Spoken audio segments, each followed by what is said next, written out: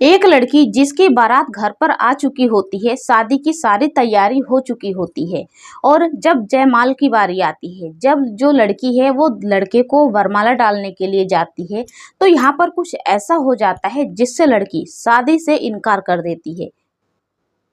और जब लड़की शादी से इनकार कर देती है तो यहाँ पर काफ़ी ज़्यादा मान मनोबल का दौर शुरू हो जाता है। सब लोग लड़की पक्ष को और लड़का पक्ष को समझाने लगते हैं, लेकिन लड़की जो है वो साफ इनकार कर देती है कि नहीं, मैं ये शादी नहीं करूँगी।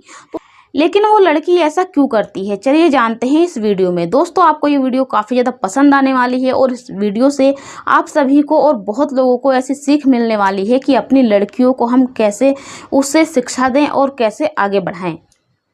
दोस्तों, ये कहानी है अयोध्या जिले की, जहाँ पर एक लड़की जिसका नाम निहारिका होता है, वो अपनी 4 बहनों के साथ रह रही होती है। चारों उसकी बहनें जो हैं वो पढ़ रही होती हैं और निहारिका भी पढ़ रही होती है। निहारिका को लेकर ही 4 बहनें होती हैं, पढ़ रही होती हैं। कोई बीए कर रहा होता है, कोई बीएससी कर रही होती हैं। मतलब इसके पापा जो हैं वो अपनी चारों बेटियों को पढ़ा लिखा रहे होते हैं। जो निहारिका के पापा होते हैं वो एक चाय की दुकान पर काम कर रहे होते हैं लखनऊ में।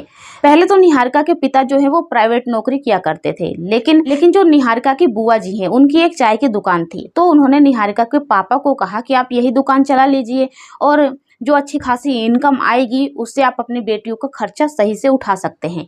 तो निहारिका के पापा चाय की दुकान पर बहुत ज़्यादा मेहनत मजदूरी करके अपनी बच्चियों को सही से पढ़ा लिखा रहे थे। लेकिन एक दिन ऐसा होता है कि अब निहारिका के पिता सोचते हैं कि मेरी बेटियों की नौकरी तो लगी नहीं, बड़ी वाली बेटी की, तो मैं क्या करता हूँ कि इसकी शादी ही कर देता हूँ, क्योंकि बहुत ज़्यादा उम्र भी अगर हो जाएगी तो लोग तरह तरह की बातें बनाएंगे, ताना मारेंगे। और आप जानते ही हैं कि समाज में जब लड़की बड़ी हो जाती है तो उसका अपनी माता पिता से ज़्यादा दूसरों को चिंता होने लगती है कि अपनी बेटी की शादी तुम कब करोगे। इसी तरह का कुछ माहौल अब वो सोचता है कि बन जाएगा। सब लोग उल्टा सीधा बात करेंगे कि इसके पास पैसे नहीं है शादी करने के लिए, इसीलिए ये अपनी बेटियों को मतलब अपने घर पे रखा हुआ है, शादी नहीं कर रहा है। वो बहुत कुछ सोचते हैं। सोचने के बाद अब निहारिका से कहते हैं, निहारिका बेटा, मैं तुम्हारे सोच रहा हूँ कि शादी कर दूँ। निहारिका कहती है, पिताजी अभी तो मैं पढ़ रही हूँ, मैं पढ़कर आईएएस ऑफिसर बनना चाहती हूँ, मैं अभी बहुत मेहनत करना चाहती हूँ, मुझे पढ़ने दीजिए। लेकिन उसके पिता कहते हैं कि बेटी देखो, तुम्हारे बाद तुम्हारी 3 और बहनें हैं, अगर तुम्हारी शादी नहीं होगी तो इनकी भी शादी नहीं होगी, और अगर तुम्हारी उम्र ज़्यादा हो गई तो फिर लोग भी मुझे ताना मारेंगे, और तुम्हारी उम्र ज़्यादा होने के बाद इन सब की भी उम्र ज़्यादा हो जाएगी, तो किसी की भी शादी करने में मुझे बहुत ज़्यादा दिक्कत आएगी, परेशानी आएगी। तो बेटी तुम मेरी बात मान जाओ और तुम शादी कर लो। तो लड़की भी जो निहारिका है वो कहती है कि ठीक है पिताजी, आपकी जैसी मर्जी, आप अगर चाहते हैं मेरी शादी करना तो कर दीजिए। अब निहारिका के पिता जो हैं वो निहारिका के बुआ जी से कहते हैं कि मैं सोच रहा हूँ कि मैं निहारिका की शादी कर दूँ। वो भी कहती हैं कि ठीक है, लेकिन निहारिका यहाँ पर लखनऊ में रहकर अच्छी खासी पढ़ाई कर रही है, वो आईएएस बनना चाहती है, उसका सपना है आईएएस बनने का, तो तुम उसे पढ़ने लिखने दो पहले। तो वो कहते हैं कि नहीं, अगर शादी कर दूंगा तो और भी बेटियाँ हैं। तो अब बुआ कहती हैं कि चलो तुम्हारी मर्जी, निहारिका क्या कह रही है। तो उसके पिताजी कहते हैं कि निहारिका भी हाँ बोल दिया है उसने, और अगर निहारिका को पढ़ना लिखना ही होगा तो अपने ससुराल जाकर पढ़ेगी, अगर उसका पति अच्छा होगा तो उसे पढ़ाएगा, और अगर निहारिका पढ़ने में अच्छी होगी तो उसका पति भी उसे पढ़ाएगा। तो अब ऐसे ही बात बढ़ती है और निहारिका की बुआ जो है वो कहती हैं कि अच्छा, मैं देखती हूँ एक लड़का तो है मेरी नज़र में जो सरकारी टीचर है, उसकी नई नई जॉब लगी है, अगर मैं उससे बात करूँ, बात अगर बन जाती है तो दोनों की शादी हो जाएगी।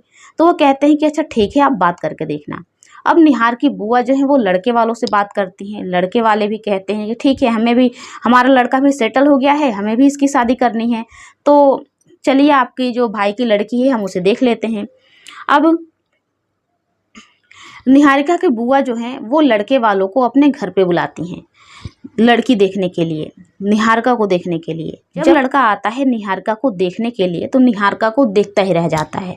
वो एक ही नज़र में निहारिका को पसंद कर लेता है, क्योंकि निहारिका पढ़ी लिखी लड़की और काफ़ी ज़्यादा स्मार्ट होती है, सुंदर होती है, बहुत ज़्यादा अच्छी लग रही होती है, वो बहुत ज़्यादा सुंदर होती ही है, इसीलिए वो लड़के को पसंद आ जाती है। उस लड़के का नाम होता है अरुण।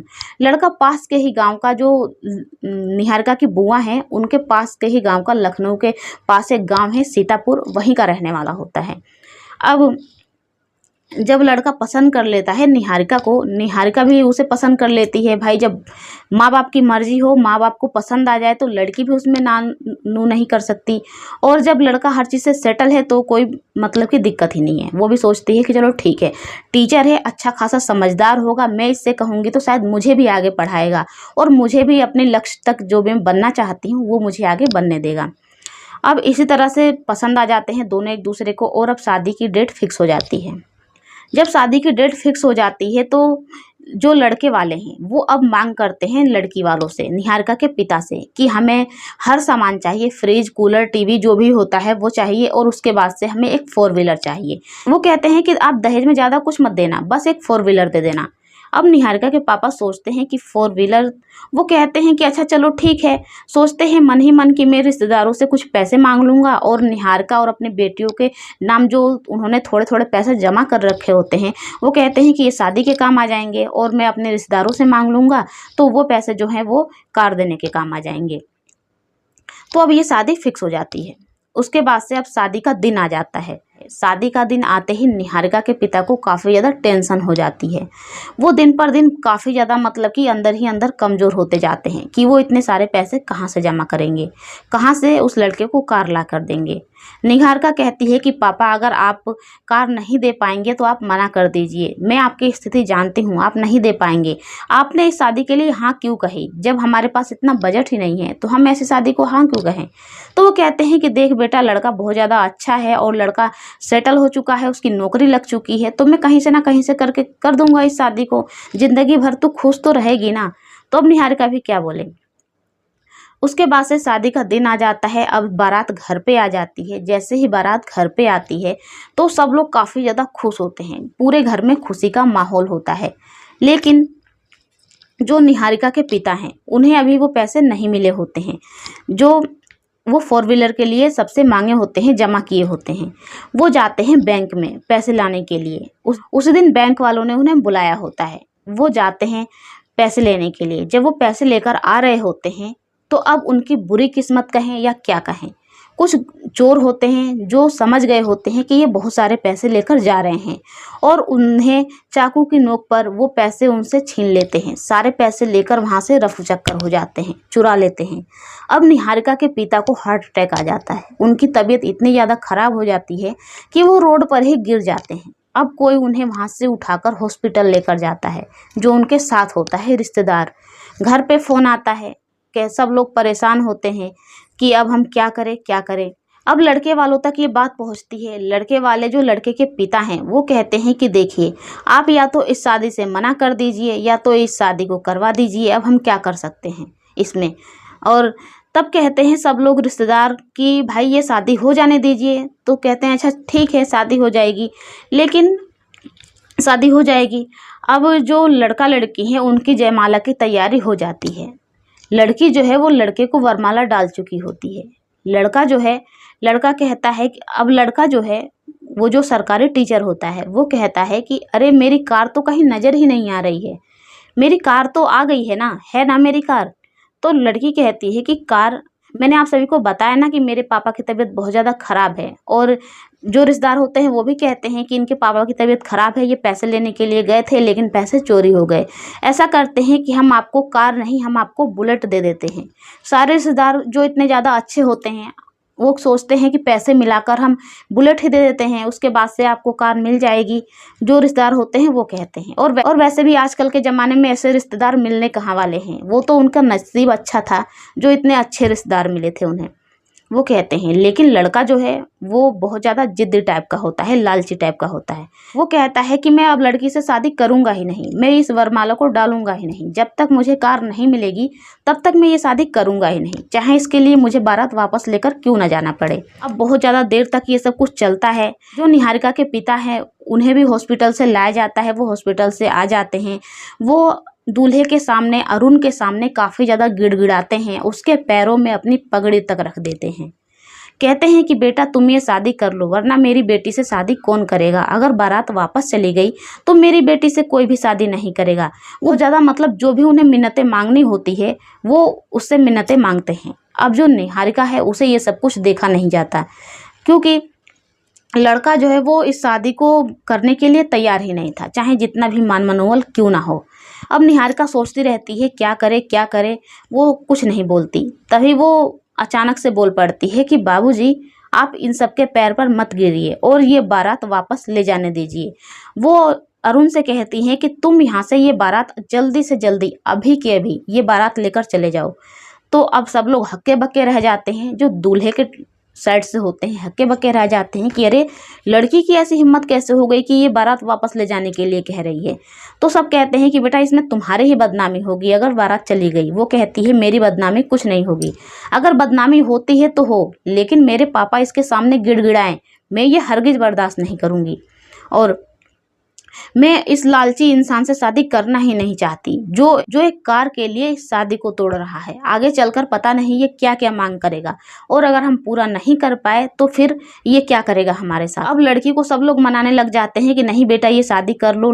अब कुछ देर के लिए सब लोग बैठते हैं, रिश्तेदार जो हैं, लड़के वालों के रिश्तेदार, लड़की वालों के रिश्तेदार आपस में बात करते हैं। उसके बाद से अब ये फैसला होता है कि ये शादी हो जाए।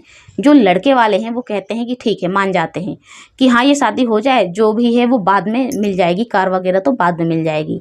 लेकिन जो लड़की निहारिका है वो अब हट कर देती है। वो कहती है कि मुझे ये शादी नहीं करनी तो नहीं करनी, और अगर आप लोग यहाँ से बारात लेकर नहीं जाएंगे तो मैं अभी के अभी पुलिस बुलाऊंगी, और अगर मैं पुलिस बुला दी, 100 नंबर फ़ोन किया, तो फिर आपको ये सारा बोरिया बिस्तर बांध के सारे बारात को वापस लेकर जाना पड़ेगा। तो इससे अच्छा है कि आप लोग अभी के अभी बिना अपनी बेइज्जती करवाए यहाँ से चले जाइए। अब बारात वापस लौट जाती है। निहारिका अपनी जिद पे अड़ी रहती है, शादी नहीं करती। बारात वापस लौट जाती है। निहारिका के पिता को काफ़ी ज़्यादा दुख होता है, एक तो पैसे का दुख, दूसरा निहारिका की शादी टूटने का दुख। वो काफ़ी ज़्यादा चिंता में रहने लगते हैं। अब निहारिका उन्हें तसल्ली देती है, कहती है पिताजी, मेरी शादी टूटने से आप इतना दुखी मत होइए। देखिए मेरी शादी तो एक ना एक दिन हो ही जाएगी, लेकिन अब आप मेरी शादी के बारे में मत सोचिए, अब आप मेरा सपना पूरा कीजिए।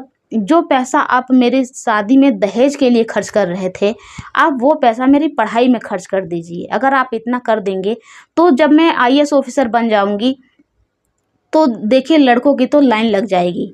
और अब मैं शादी करना ही नहीं चाहती, मुझे अपने लक्ष्य को पूरा करना है, मुझे आईएएस ऑफिसर बनना है। निहारिका के पिताजी भी कहते हैं कि हाँ ठीक है बेटी, अब तू जैसा कहेगी मैं ऐसा ही करूँगा। मैं अपनी बेटियों को पढ़ाऊँगा लिखाऊँगा, और जब तक वो अपने पैरों पर खड़ी ना हो जाएं, जब तक वो कुछ काबिल ना हो जाएं। अब निहारिका जो है वो पूरी लगन के साथ पढ़ने लगती है। निहारिका की बहनें भी काफ़ी ज़्यादा पढ़ने में ठीक होती हैं, तेज तर्रार होती हैं पढ़ने में, वो भी पढ़ने लगती हैं। निहारिका भी पढ़ने लगती है। निहारिका पीसीएस की पढ़ाई करती है, यूपीएससी के फॉर्म भरती है, बहुत जो भी उसे आईएएस ऑफिसर के लिए करना होता है वो करती है।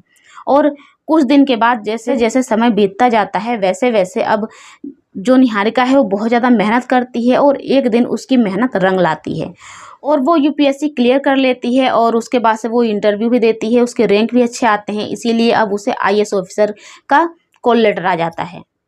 अब जो निहारिका है वो आईएएस ऑफिसर बन जाती है। ये बात जब निहारिका के पिता को पता चलती है, निहारिका के रिश्तेदारों को पता चलती है, तो निहारिका के जो रिश्तेदार शादी में आए हुए थे वो कहते हैं कि अच्छा हुआ कि निहारिका ने ये शादी तोड़ दी।